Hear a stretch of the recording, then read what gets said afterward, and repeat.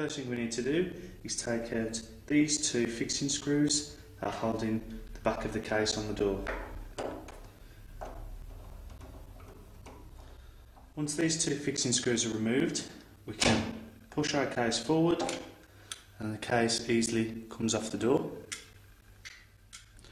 Once we've taken the case off the back of the door, we need to remove these two fixing screws which are holding the rim cylinder in the front of the door.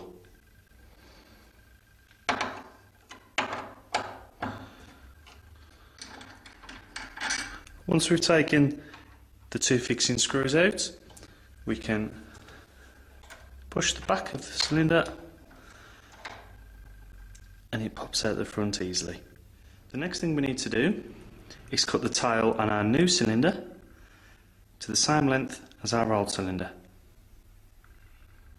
There's a few ways we can cut this.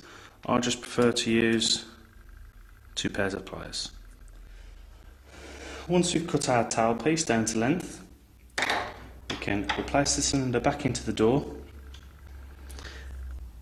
and then we need to replace these two screws that are holding the cylinder.